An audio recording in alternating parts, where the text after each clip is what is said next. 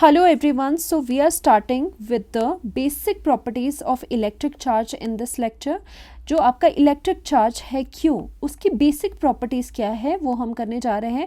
Mainly basic properties आपकी 4 हैं. First is your additivity of charge, second is conservation of charge, then the quantization of charge and last is invariance of charge. Mostly जो आपकी important है is the क्वेंटाइजेशन और conservation. Additivity भी है but ये ज़्यादा इंपॉर्टेंट है. एडिटिविटी ऑफ चार्ज से स्टार्ट करेंगे. Before that you should know about the point charges. देखो जैसे कि नेम सजेस्ट कर रहा है पॉइंट चार्जेस, यानी कि ऐसे चार्ज जो कि बहुत पॉइंट यानी कि जो कि बहुत स्मॉल हो गए, but small in comparison with what. तो हम बोलते हैं कि पॉइंट चार्जेस वो होते हैं if the size of charged body are very small as compared to the distance between them, then we treat them as a point charge. सिर्फ ऐसे नहीं कहना है कि पॉइंट चार्ज बहुत छोटे होते हैं. छोटे किसके विद रिस्पेक्ट टू हो गए, मान लीजिए अगर हम इसे एंड इसे पॉइंट चार्ज कह रहे हैं, अगर हम इन्हें पॉइंट चार्जेस कहते हैं, तो पॉइंट चार्जेस क्या होते हैं कि जिनका उनका साइज़, पॉइंट चार्जेस का साइज़ जो है उनका साइज़ बहुत स्मॉल होता है किसके कंपैरिजन में, उनके डिस्टेंस के कंपैरिजन में. अगर distance between these two charges अगर आपका r है और ये एक चार्ज है, ये दूसरा चार्ज है, एंड अगर इन चार्जेस का साइज़ आपका is very very small then the separation between these two, then this r, यानी कि अगर आर आपका बहुत ज़्यादा बड़ा है then the size of these charges, तो साइज़ तो आपका जो चार्जेस का साइज़ है वो तो बहुत छोटा हो जाएगा. यही बात हुई कि मान लीजिए अगर आपका एक चार्ज इधर है, एक चार्ज बहुत ज़्यादा दूर है, तो बेशक वो बहुत बड़े आपको चार्जेस लग रहे हैं, बट क्योंकि दोनों के बीच में जो डिस्टेंस है वो बहुत ही ज़्यादा ग्रेटर होने की वजह से क्या हो जाएगा, ये जो दो चार्जेस है वो दूर दूर आपको कैसे नज़र आएंगे, पॉइंट चार्जेस, यानी कि बहुत छोटे नज़र आएंगे. उन्हीं को पॉइंट चार्जेस कहते हैं. ओके, ये चीज़ें आपको क्लियर होनी चाहिए पॉइंट चार्जेस क्या होते हैं. तो पॉइंट चार्ज हमने कर लिया कि जिनका साइज स्मॉल होता है in comparison with the distance between them. Right, now coming on to the first property of charges, additivity of charge. देखो एडिटिविटी में क्या बताया गया है कि जो हमारे चार्जेस होते हैं कैन बी एडेड एल्जेब्रिकली, कि उन्हें जो ऐड करोगे वो सिंपल एल्जेब्रिक सम से वो ऐड हो जाएंगे.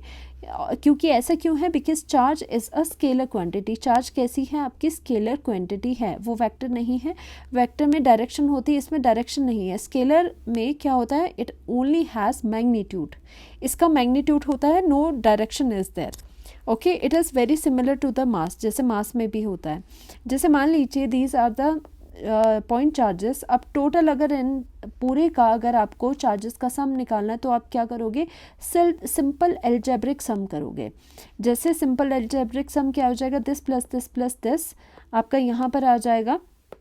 This is equal two plus Q plus 2q, और यहाँ पर -3q कर दिया आपने, प्लस आपने यहाँ पर 4q कर दिया, which is equal to total charge कितना आया, +4q. तो कर क्या रहे हो आप, you are doing simple algebraic sum. Okay, और यहाँ पर चार्ज के जो आपका चार्ज का नेचर है कि वो पॉजिटिव है या नेगेटिव, वो भी आपको साथ में लेना होता है. राइट, फॉर एग्जाम्पल ज़्यादा इससे और ज़्यादा जनरलाइज करते हैं. अगर कोई सिस्टम है, मान लीजिए जैसे यहाँ पे सिस्टम में ये वाले चार्ज थे, तो इस पूरे सिस्टम में चार्ज कितना है, +4q.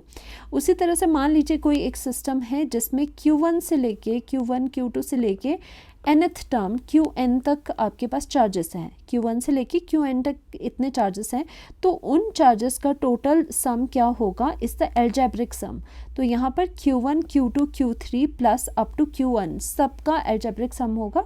तो आपको उस सिस्टम के ऊपर टोटल चार्ज इस केस में मिल जाएगा. Alright, now second is your charge is conserved. second property of electric charge is that charge is conserved. देखो conserved का मतलब क्या है, constant, यानी कि चार्ज आपका कैसा है, चार्ज remains constant.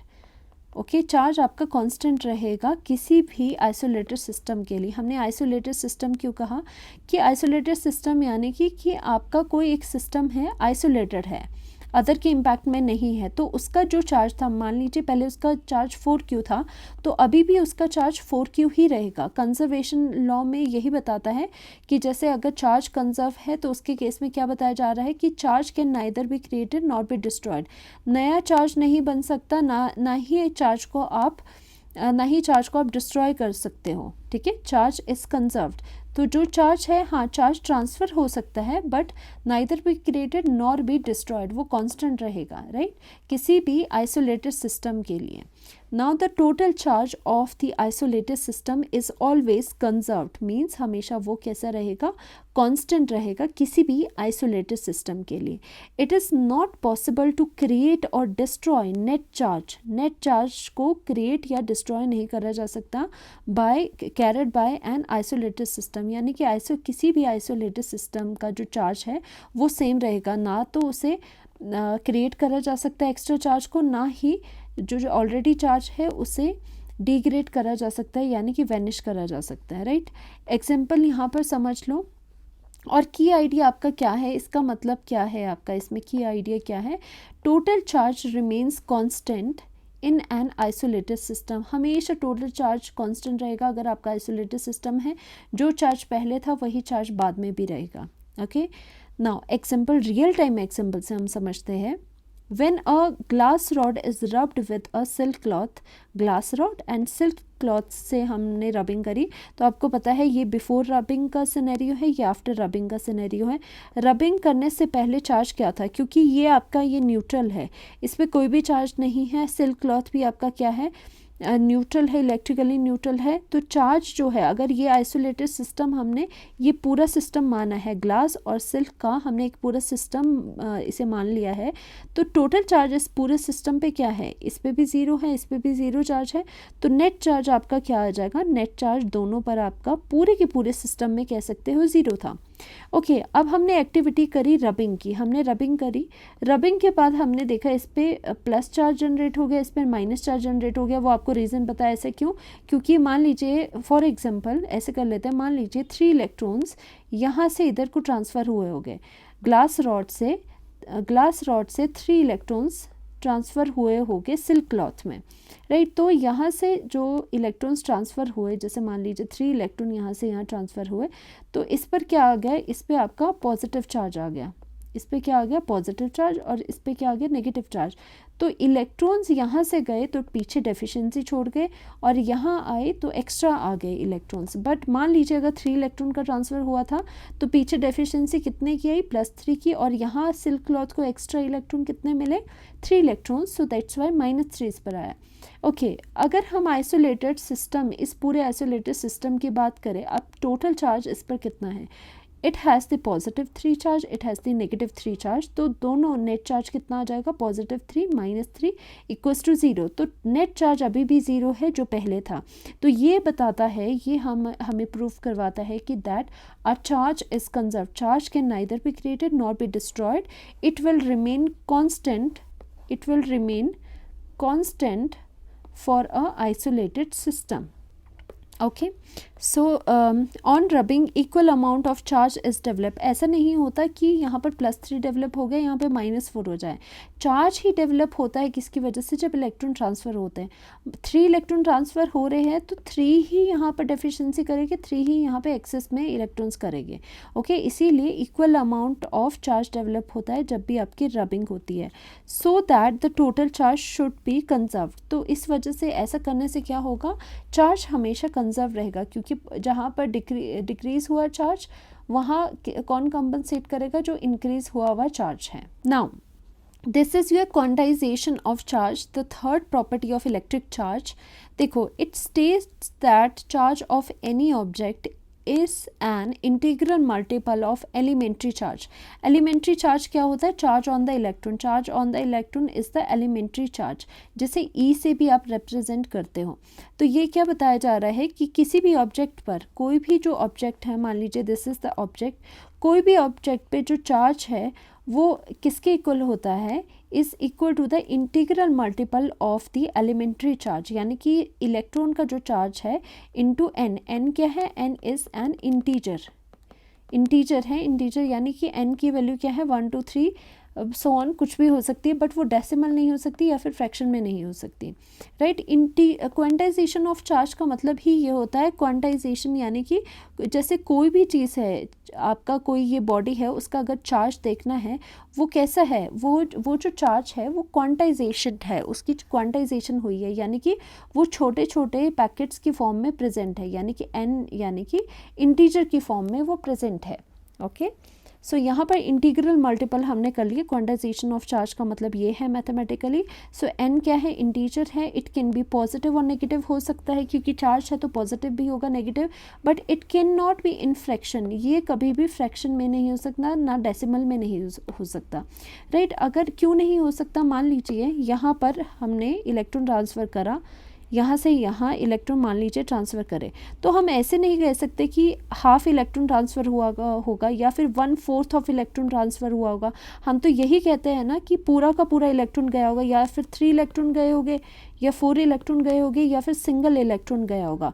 तो जो इलेक्ट्रॉन का ट्रांसफ़र है वो भी किसकी टर्म में है, वो भी इंटीजर की टर्म में ही है, वो कोई फ्रैक्शन नहीं है, ना वो कोई आपका डेसिमल की फॉर्म में है। तो अगर इलेक्ट्रॉन का ट्रांसफ़र ही कैसा हो रहा है, इंटीजर की फॉर्म में हो रहा है, तो हमें जो चार्ज मिलेगा वो भी इंटीजर की फॉर्म में ही मिलेगा, तो वो चार्ज फ्रैक्शन नहीं हो सकता, डेसिमल नहीं हो सकता, right. Now if electron are transfer from body, अगर ये भी आपको पता होना चाहिए, अगर बॉडी इलेक्ट्रॉन्स दे रही है, ओके, इलेक्ट्रॉन्स बॉडी से निकल रहे हैं, तो ये बॉडी क्या होगी, डेफिशिएंट, यानी कि उस पर पॉजिटिव आएगा, तो यानी कि उस पर चार्ज क्या आ जाएगा, +Ne, क्वांटाइजेशन के अकॉर्डिंग +Ne। अगर कोई बॉडी चार्ज एक्सेप्ट करिए, if electrons are transfer to the body, यानी कि एडिड टू द बॉडी, तो वो जो बॉडी है उस पर चार्ज कितना आ जाएगा, माइनस, क्योंकि एक्स्ट्रा एक्सेस ऑफ चार्ज हो गया उस बॉडी पे, -Ne ही हो जाएगा। Okay, now n cannot be in fraction or decimal because electron cannot transfer in fraction, electron आपके ट्रांसफ़र नहीं कर सकते हैं फ्रैक्शन में, राइट। दे ट्रांसफ़र इन इंटीग्रल मल्टीपल, वो उनका जो ट्रांसफ़र होगा वो हमेशा इंटीग्रल मल्टीपल होगा, नॉट इन डेसिमल और इन फ्रैक्शन। चलिए यहाँ पर एक एग्जांपल है, जैसे आपका यहाँ पर एग्जाम्पल है, when a glass rod is rubbed with a silk cloth, again वही है, ग्लास रॉड है, सिल्क क्लॉथ है, उसमें क्या हो जाएगा, इलेक्ट्रॉन का आफ्टर रबिंग हमने देखा इलेक्ट्रॉन का ट्रांसफ़र हुआ, लेटेस्ट से 3 इलेक्ट्रॉन का ट्रांसफ़र हुआ, तो पीछे क्या बच गया, पीछे आपके प्लस में हो गया, डेफिशिएंसी होगी, प्लस आ जाएगा 3, एंड यहाँ पर माइनस एक्सेस हो गया 3, -3 आ जाएगा। तो जो चार्ज है वो कैसा आया है, वो क्वांटाइज्ड है, ओके, वो डेसिमल में नहीं है या फिर वो फ्रैक्शन में नहीं है।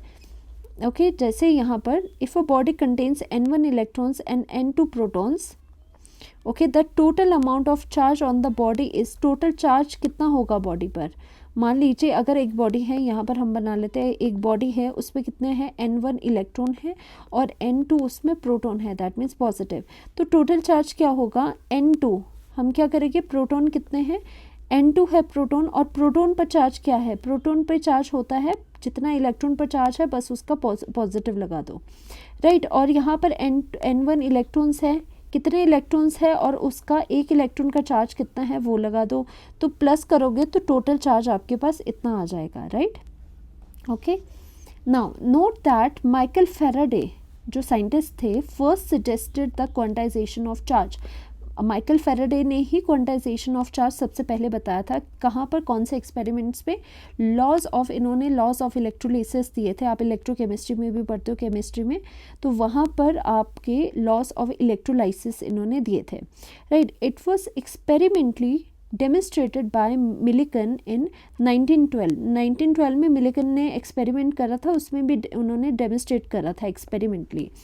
और आपको पता होना चाहिए that the charge on electron होता है -1.6 इंटू 10⁻⁻19 कूलम, और जो वैल्यू ऑफ ई है, बेसिक यूनिट ऑफ चार्ज जिसे कहते हैं, वो विदाउट इलेक्ट्रॉन में, तो चलो आपने चार्ज लिख लिया, पर जो एलिमेंट्री वैल्यू है, बेसिक वैल्यू ऑफ जो चार्ज है यानी कि ई, वो कितनी होती है, विदाउट साइन इतनी होती है, जो यहाँ पे जो ई की जो वैल्यू बताई जा रही है वो यहाँ पर ये है, राइट। और वैसे 1 कूलम आपको पता होना चाहिए, जो 1 कूलम चार्ज है वो is a very big charge, ये बहुत बड़ा चार्ज होता है। तो ज़्यादातर जो आपको रियल टाइम एग्जांपल्स या न्यूमेरिकल्स होंगे उसमें कूलम्स में नहीं होगा, या तो माइक्रो कूलम में होगा या मिली कूलम में आपको प्रॉब्लम गिवन होगी, राइट। सो यहाँ पे म्यू को क्या कहते हैं, माइक्रोकुलम, एम को कहते हैं मिलीकुलम। 1 माइक्रोकुलम किसके इक्वल होता है, 10⁻⁻6 कुलम, और 1 मिलीकुलम किसके इक्वल होता है, इक्वल्स टू 10⁻³ कुलम। ये दोनों चीज़ें आपको पता होनी चाहिए for the numericals. So now example देख लेते हैं। एग्जाम्पल हम यहाँ पे कर रहे हैं, a ebonite rod is rubbed with a silk cloth. एक एबोनाइट रॉड है, उससे सिल्क क्लॉथ के साथ हमने रबिंग कर ली। Okay, the ebonite rod will be negative, ebonite rod negative होगी, और उस पर चार्ज कितना होगा, 5 × 10⁻⁻6। तो यानी कि यहाँ पर चार्ज हमारे पास गिवन क्या है, हम लिख सकते हैं given is charge on the ebonite rod कितना है, 5 × 10⁻⁻6। Now estimate the number of electrons transfer. देखो ये तो पता ही है, जब इन दोनों के बीच में रबिंग हुई होगी तो इलेक्ट्रॉन ट्रांसफ़र हुआ होगा। हम क्वांटाइजेशन ऑफ चार्ज यहाँ पे लेते हैं। We know that charge on the ebonite rod और charge on any material is equal to integral multiple of E. So यहाँ charge on the ebonite that is Q is equal to the integral multiple of your E. Okay, so हमें यहाँ नहीं पता कि कितने number of electrons involve है, वो हमें वैसे भी कैलकुलेट करना है। सो n इज इक्वल टू कितना हो जाएगा, q डिवाइडेड बाय e हो जाएगा। e की वैल्यू कितनी है, e की वैल्यू हमें पता है इतना चार्ज होता है। ओके, क्वांटाइजेशन ऑफ चार्ज की वजह से ये वाला हमारे पास रिजल्ट आ चुका है। अब क्या करोगे, q की वैल्यू पुट करोगे, n is equal to 5 × 10⁻⁻6 q की value divided by e. E की वैल्यू क्या है, 1.602 × 10⁻⁻19 कूलम। सो एन की वैल्यू यहाँ से कितनी आ गई, 3.12 × 10⁻, यहाँ से -6, और ये ऊपर को ले गए इंटू 10⁻, यहाँ पे 19 हो गया, और यहाँ से n की वैल्यू कितनी आ रही है, is equal to 31 × 10⁻12। So that means आप देख सकते हो इतने नंबर ऑफ इलेक्ट्रॉन ट्रांसफर करे होंगे। तो जब भी ऐसे एग्जांपल्स आते हैं कि आपको नंबर ऑफ इलेक्ट्रॉन्स निकालने होते हैं तो go with the quantization of charge. और यहाँ पर देख सकते हो आप, ये पूरा सॉल्व करके वही लिखा है, वही एग्जांपल है जो हमने यहाँ पर करा था। ये पूरा सॉल्व करा हुआ है कि आपका जो नेगेटिव चार्ज एबोनाइट पे आया उस पर चार्ज इतना था क्यू। तो चार्ज आप विद चार्ज भी लिख सकते हैं कि नेगेटिव चार्ज था, तो साइन भी लगा सकते हैं बताने के लिए। और आपका जो चार्ज ऑफ इलेक्ट्रॉन होता है वो इतना है, क्वांटाइजेशन ऑफ चार्ज के अकॉर्डिंग ये है, और एन की वैल्यू यहाँ पर पुट करने से माइनस में निकल रही है। अब माइनस अगर लगाओ चाहे ना लगाओ, बट माइनस साइन अगर लगा दिया है तो वो क्या इंडिकेट करता है, वो इंडिकेट करता है कि इसने negative sign indicate the electrons are transfer to the rod, यानी कि जो इलेक्ट्रॉन्स हैं वो इसके पास आए होंगे। ठीक है, वो इलेक्ट्रॉन्स यहाँ से यहाँ आए होंगे, not this way. Electrons because negative है ना, तो इसका मतलब इलेक्ट्रॉन्स यहाँ से यहाँ आए होंगे, राइट। इस तरह से तभी इस पर क्या आया, नेगेटिव चार्ज आया। चलिए, next is invariance of charge. Next is your fourth point is your invariance of charge. This is the last property of the electric charge. देखो, invariance of charge का मतलब चार्ज वेरी नहीं करेगा, चाहे जो भी आपकी फ्रेम ऑफ रेफरेंस है, चाहे जो मर्जी है, आपका चार्ज जो था वही रहेगा। Okay, the magnitude of charge on the body is invariant. Charge किसी भी बॉडी पे इनवेरिएंट रहेगा। It does not depend on the state of rest और uniform motion of the body in any inertial frame of reference. देखो, ये क्या बताना चाह रहा है, अगर आपका चार्ज रेस्ट पर है, मान लीजिए आपका चार्ज रेस्ट पर है या आपका चार्ज मूव कर रहा है, मोशन में है, तो दोनों ही केसेस में अगर चार्ज आपके जो भी थे वही रहेंगे, चार्ज आपके सेम रहेंगे। अगर आपका चार्ज इस ऑब्जेक्ट के ऊपर क्यू था जब वो रेस्ट पर है, तो वो चार्ज क्यू ही रहेगा जब वो आपका मोशन में जाएगा। जब वो ऑब्जेक्ट अगर मोशन में भी चला जाए फिर भी चार्ज क्यू ही रहेगा। तो charge is invariance of charge यही होता है, right. Now explanation is that consider a charged body having charge Q. एक चार्ज बॉडी है, यहाँ से देख लीजिए, suppose this is a charge body जिसमें पॉजिटिव चार्ज इनिशियल है। मान लीजिए चार्ज कितना है, हमने देखा चार्ज है आपका क्यू, और ये फ्रेम एस है, यानी कि एक फ्रेम की जो आपकी फ्रेम ऑफ रेफरेंस है वो आपने सेम रखी है। बट क्या है आपका, ये एट रेस्ट है, जो चार्ज है रेस्ट पर है, दैट मीन्स वेलोसिटी आपकी 0 है। ओके, तो यहाँ पर चार्ज इतना था। जब यूनिफॉर्म मोशन आया, यूनिफॉर्म मोशन में ये मूव करने लगा, तब भी आपने फ्रेम आपने सेम रखी, तो आपने देखा चार्ज फिर भी आपका सेम है। तो यही बताता है आपका invariance of charge. Now let the body move with a constant velocity v relative to frame as, फिर क्या हो जाएगा, according to the principle of invariance of charge the charge on the body remains the same। जैसे charge Q था तो अब भी आपका Q रहेगा। Charge on the body in motion है अगर आपका, फिर भी Q है। चार्ज ऑन द बॉडी जब वो रेस्ट है तो भी आपका Q है। यही बताता है invariance of charge, right. So that means की पॉइंट आपका क्या है, is that charge is an intrinsic property. आपको पता होना चाहिए ये इंट्रिंसिक प्रॉपर्टी क्या होती है, जो इंडिपेंडेंट होती है। अब ये बताया कि हम it is independent of the state of motion. हमें यहाँ पर पता चल रहा है कि अगर आपका यहाँ पर ये रेस्ट पे था फिर भी क्यू चार्ज है, अगर आपका ये मूव कर रहा है मोशन में फिर भी क्यू चार्ज है, यानी कि ये कैसी है, ये इंट्रिंसिक प्रॉपर्टी है। आपकी जो चार्ज है वो इंट्रिंसिक प्रॉपर्टी है, वो इंडिपेंडेंट है of the state of motion. आगे समझ, होपफुली आपको अच्छे से समझ आया होगा। Thank you so much.